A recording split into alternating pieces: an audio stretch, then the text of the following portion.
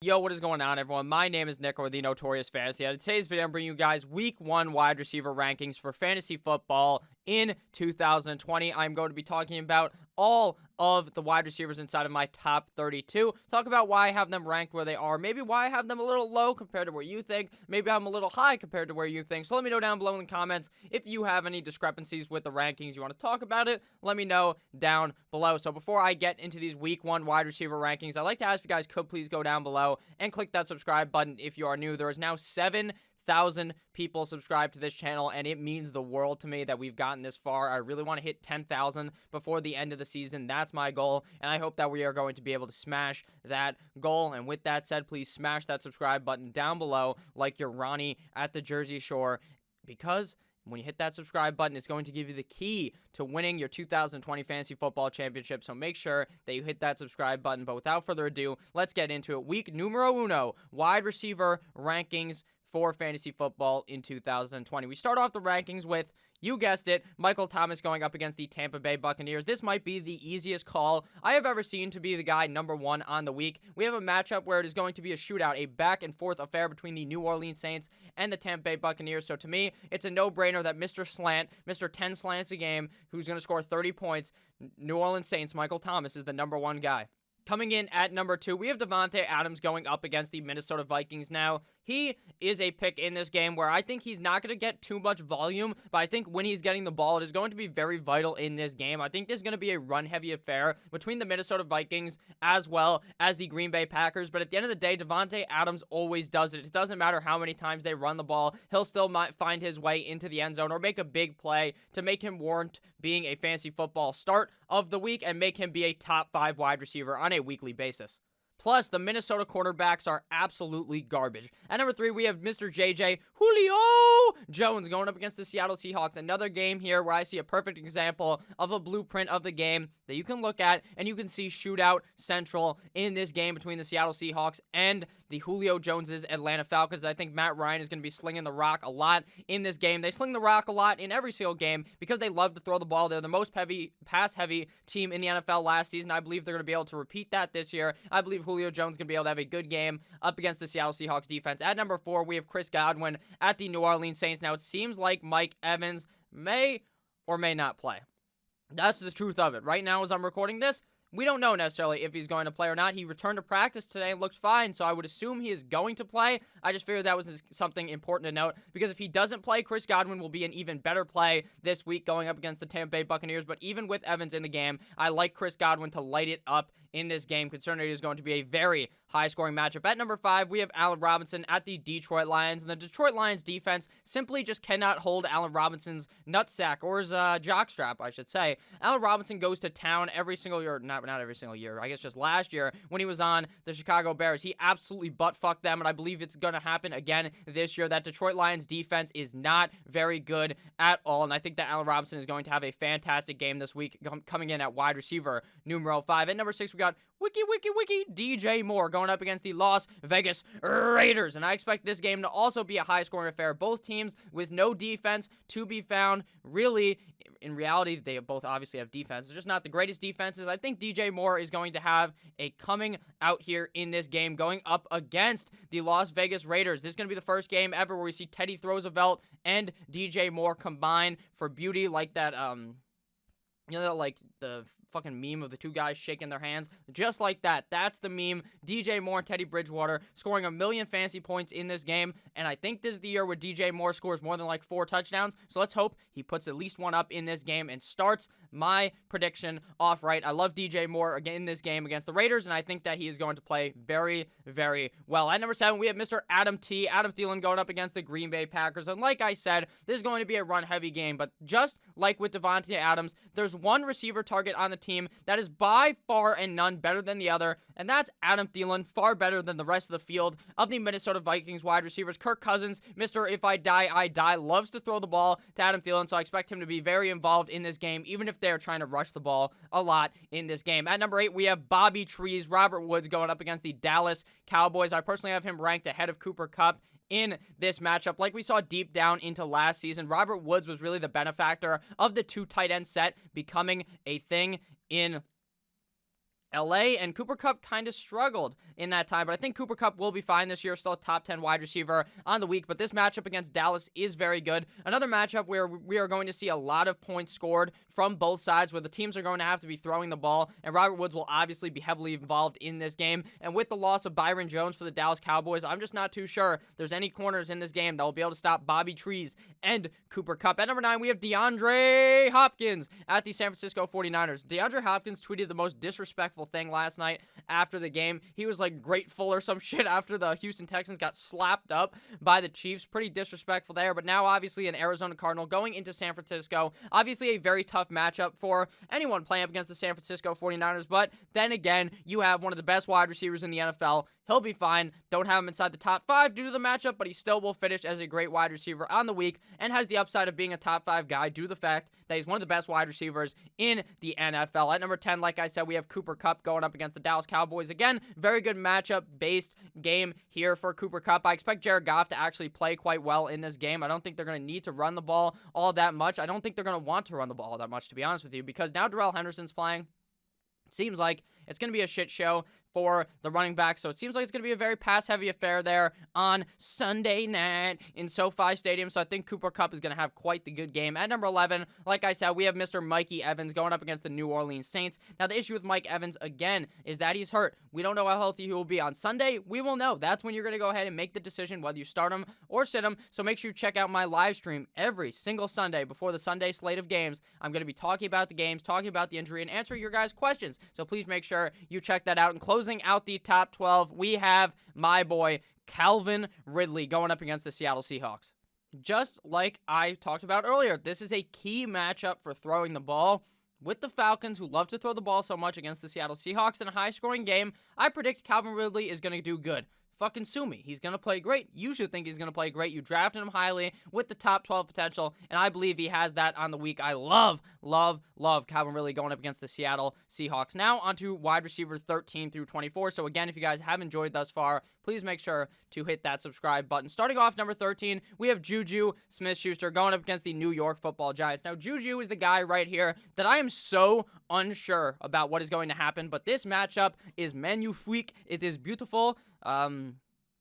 I'm pretty sure that's what they would say in French for Juju Smith-Schuster. Now, Juju, the Giants' defense is absolute booty cheeks. They're not going to be able to stop Juju at all. The real question is, will Big Ben be healthy enough and look good enough for Juju to play good in this game? I determined in the offseason that my opinion is Juju will be very good if Big Ben is good, and he will be shit if Big Ben ends up getting hurt again and screws him over. So that's my opinion. Right now, Big Ben seems to be healthy. They're going up against the New York Football Giants. I like the matchup. I got him ranked at number 13 on the week. At number 14, we have Keenan Allen going up against the Cincinnati Bengals. A perfect matchup for Mr. Keenan Allen.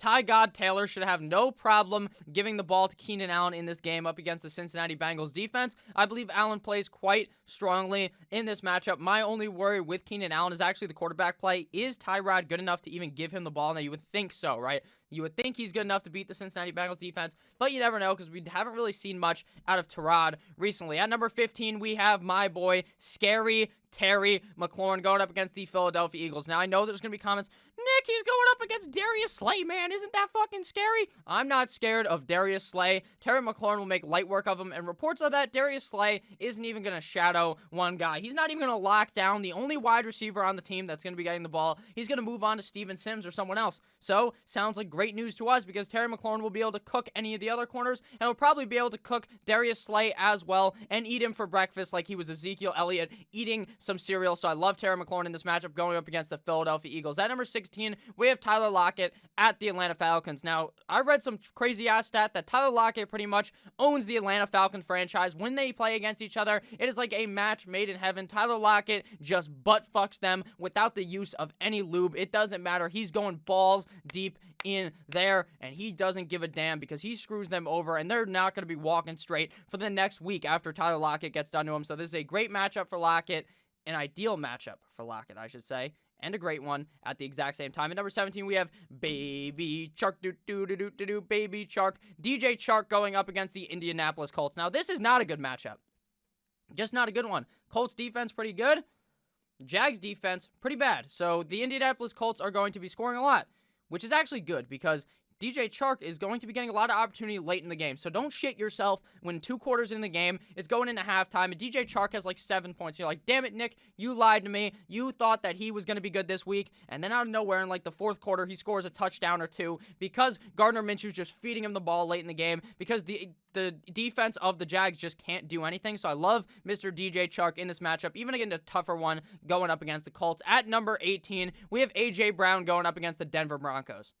With Von Miller kind of out of the question in this game because he's missing, I think that gives a lot more opportunity for Ryan Tannehill to play better and for A.J. Brown to get involved in the game. I do think that they're going to try to run the ball a lot, but A.J. Brown isn't necessarily a guy that needs a shit ton of volume to make a play, so I like A.J. Brown in this game, even up against a tougher Denver Broncos defense. And speaking of Ole Miss wide receivers, we got DK Metcalf going up against the Atlanta Falcons defense. While DK Metcalf is likely not going to join Tyler Lockett in creating a absolute Eiffel Tower of fuckage on the Atlanta Falcons, I still think that DK Metcalf could have a great game in this spot. I believe it is going to be a very pass-heavy attack, like I said, on both sides, a high-scoring game, so I like Mr. DK Metcalf in this game. At number 20, we have Mr. Revenge Game, Deshaun Jackson at the Washington football team. Now, Deshaun Jackson used to be on the Washington football team, and it appears that every year he plays them. Last year, Week 1 against the Washington football team, Deshaun Jackson scored like 30 points and got hurt halfway through the game.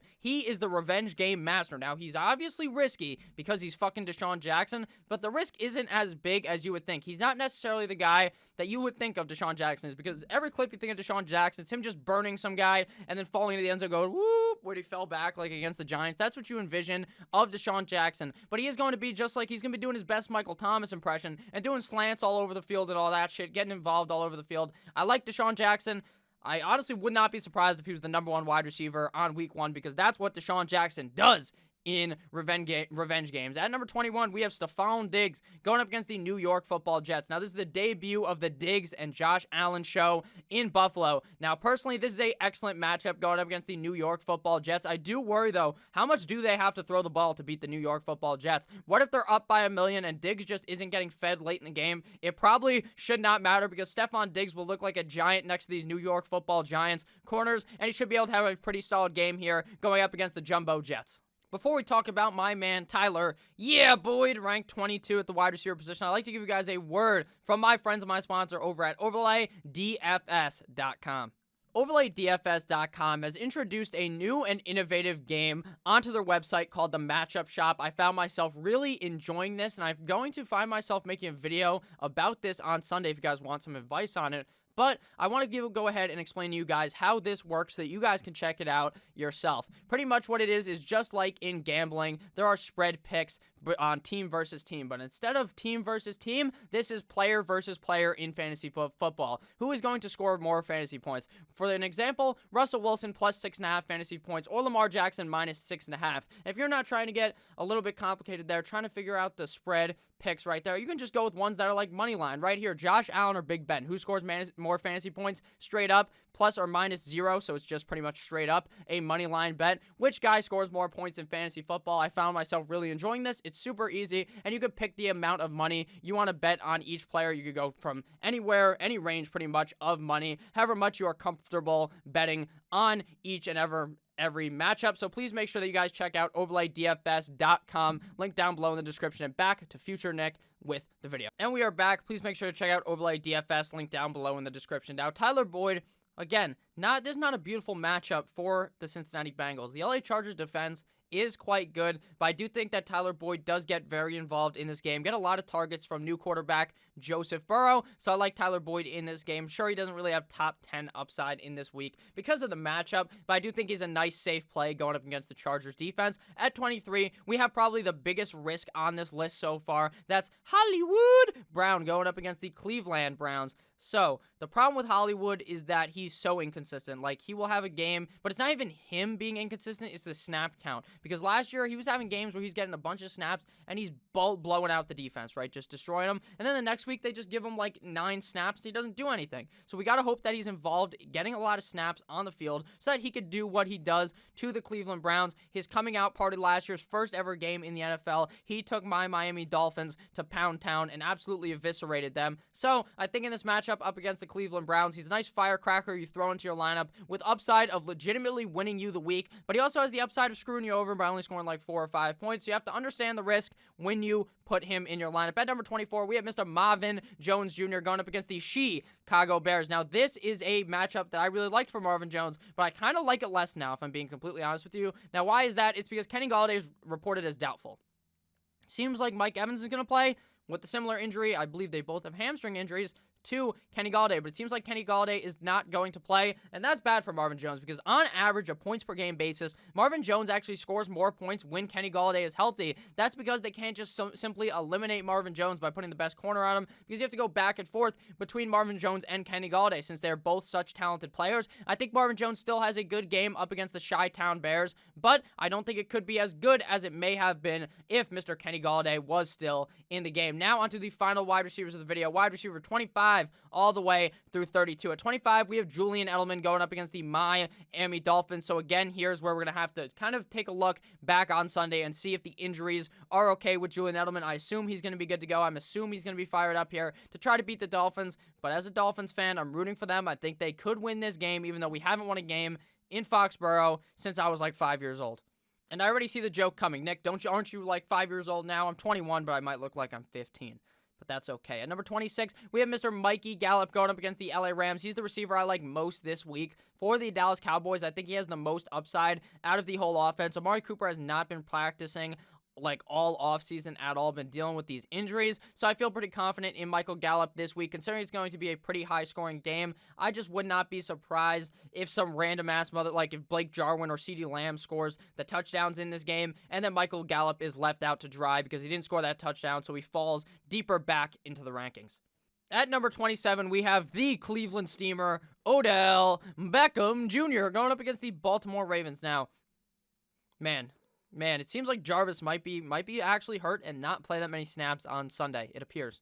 Now, things may change on Sunday, and it may be completely different, but that made me move Odell up. I don't think Odell's even going to have a great game against the Ravens. The Ravens' defense is very tough, but at the end of the day, like, he has to do better than last year, right? He just has to, but I still don't see really top 20 potential for him on this week going up against the Baltimore Ravens. At 28, we have Amari Cooper at the LA Rams. Like I said, Amari Cooper been dealing with injuries kind of all off season, not really in actual training camp, so I don't know.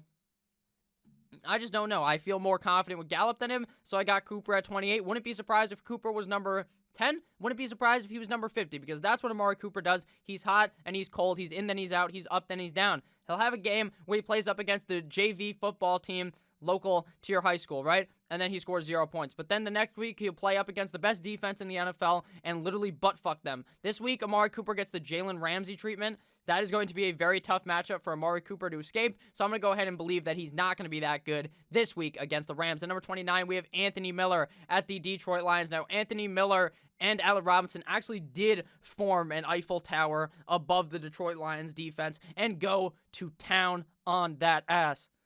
This is an excellent matchup for Anthony Miller and Allen Robinson, and I expect big things out of Mr. Anthony Miller on the week. At number 30, we have T.Y. Hilton at the Jacksonville Jaguars. Now, this is a beautiful matchup, but I still don't believe in Phillip Rivers. Not that I don't believe in Phillip Rivers. It's just I have no idea who Phillip Rivers is going to throw the ball to, and I have no idea if they're even going to throw the ball in this game, considering they could just hand it off to Marlon Mack and Jonathan Taylor 7,000 times and walk out of there with a win, since their offensive line is so good at run blocking.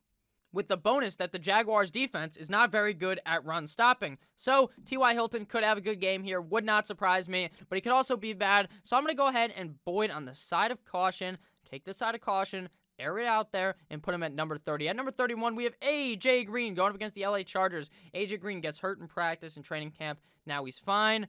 I don't know, man. A.J. Green always seems like a guy that's going to get hurt. I'm going to wait to see what happens. I'm going to wait to see how he plays week 1 against this tougher defense. I'd rather just trust the guy that I've been trusting for the last 2 years and has came through to me in Tyler Boyd versus the guy who has completely I don't even know. He's just destroyed you if you drafted A.J. Green the last 2 years. And at 32, we have Jarvis Juice Landry going up against the Baltimore Ravens. Now, if he's 100% healthy, he goes ahead of Odell and goes much further up. But right now, we kind of don't know, so I got him at 32, but you may not want to play him come Sunday, so make sure you guys check out the live stream on Sunday, because I'm going to be telling you guys who to start and who to sit so you can eat a W in your fantasy football championship 16 weeks from now. So thank you guys all for watching this video. If at any point you ended up enjoying, please make sure to hit that subscribe button down below. check out one of the videos on your screen, as well as check out overlaydfs.com, link down below in the description. I would really appreciate that, and I'd really appreciate it if you guys have a great rest of your guys' day. So I'll see you motherfuckers on Saturday morning with some more bangers of videos. I love you all. Make sure you guys have a great rest of your day, and I'll see you guys tomorrow as always. Good boy!